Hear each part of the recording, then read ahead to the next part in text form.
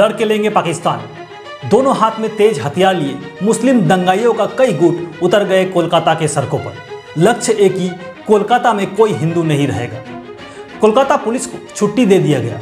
पूरे राज्य में बंद घोषित हुआ।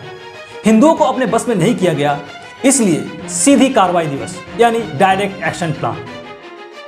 कोलकाता से साफ कर दिया जाएगा सनातन धर्म को। हजारों की संख्या में हिंदुओं की लाश गिरने लगी सिटी ऑफ जॉय कोलकाता की सड़कों पर। दुकानें तोड़ी गई, औरतों के साथ अत्याचार तथा बलात्कार की घटनाएं घटी। चारों तरफ हाहाकार मचा हुआ था। और ठीक उसी वक्त दोनों हाथ में तलवार लेकर कोलकाता की सड़कों पर उतरते हैं एक वीर बंगाल का लाल गोपाल चंद्र मुखर्जी, जिन्हें लोग गोपाल पाठा के नाम से जानते हैं। कौन थे ये गोपाल चंद्र मुखर्जी, जो हिंदुओं के रक्षक के रूप में उदय हुए, और वो कोलकाता को कैसे पूर्वी पाकिस्तान का हिस्सा होने से बचा लिया, जानेंगे इस वीडियो में आगे। नमस्कार दोस्तों, आई एम यूके के एक नए वीडियो में फिर से आपका स्वागत है। मैं उत्पल आपके साथ। गोपाल चंद्र का जन्म कोलकाता के बो बाजार मंगला लेन में एक बंगाली हिंदू परिवार में हुआ था। वो क्रांतिकारी अनुकूल चंद्र मुखोपाध्याय के भतीजे थे। एक बच्चे के रूप में उन्हें पाठा उपनाम मिला था। बंगला में बकरा को पाठा कहा जाता है। ये उपनाम उन्हें इसलिए मिला था क्योंकि उनके परिवार मांस बेचता था। परंपरागत रूप से वो एक मांस की दुकान चलाते थे। बंगाल एक विशाल मुस्लिम आबादी होने के अलावा वो स्थान भी था जहां मुस्लिमों का राजनीतिक चेतना का पहला प्रकटीकरण हुआ था।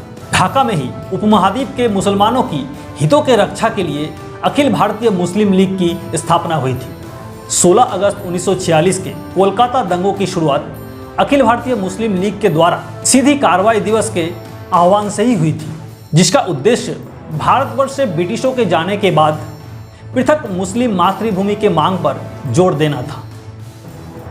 16 अगस्त की सुबह शहर में मारपीट और दंगे शुरू हो गए। पूरे शहर मुस्लिम कट्टरपंथियों के गिरफ्त में चले गए, जिसने जमकर उत्पात मचाया, हत्याएं की और तबाही मचाई।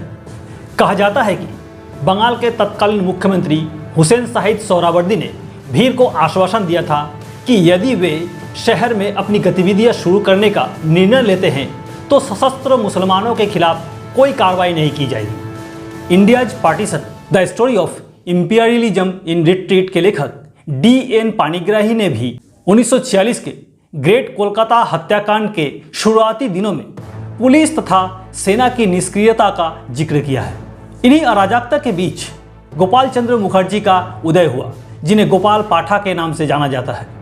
उन्होंने मुस्लिम लीग के हमलों से हिंदुओं की रक्षा के लिए भारतीय राष्ट्रीय वाहिनी की गठन की। जब उन्हें हिंदुओं की हत्या की खबर मिली, तब उन्होंने अपने करीबी लोगों को इकट्ठा किया और बदला लेने या बेरहमी से जवाब देने का आदेश दिया।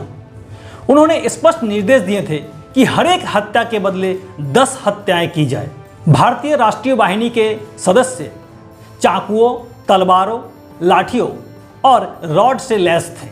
गोपाल चंद्र के पास 2 अमेरिकन 0.45 बोर के पिस्तौलें और कुछ ग्रेनेड थे। उन्होंने ये पिस्तौलें द्वितीय विश्व युद्ध के बाद कोलकाता में तैनात अमेरिकी सैनिकों से प्राप्त की थी। उनके सैनिकों द्वारा इस्तेमाल किए गए कुछ हथियार भारत छोड़ो आंदोलन के दौरान खरीदे गए थे। गोपाल मुखर्जी ने हिंदू प्रतिरोध का नेतृत्व किया। उन्होंने बेघरों और विधवाओं को आश्रय प्रदान किया। उनके कार्यों से हजारों की संख्या में हिंदुओं की जानें बच गई। कोलकाता में मुसलमान दंगाइयों का काल बनकर आया गोपाल मुखर्जी।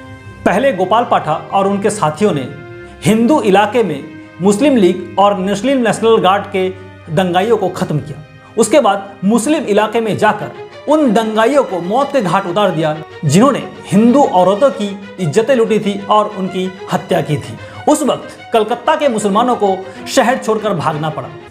20 अगस्त तक ये स्पष्ट हो गया था कि कोलकाता सहित बंगाल को पाकिस्तान का हिस्सा बनाने का मुस्लिम लीग का सपना अब कभी पूरा नहीं होगा।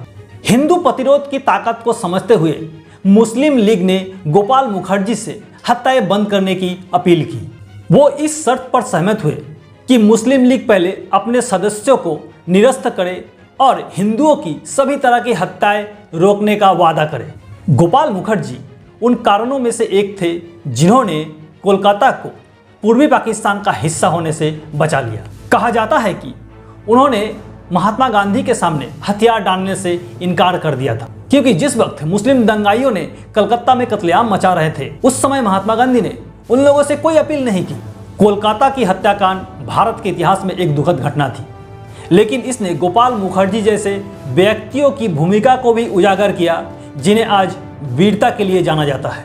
बाद में गोपाल एक सामाजिक कार्यकर्ता बन गए और वंचितों के लिए राष्ट्रीय राहत केंद्र नामक एक धर्मार्थ संस्था चलाने लगे।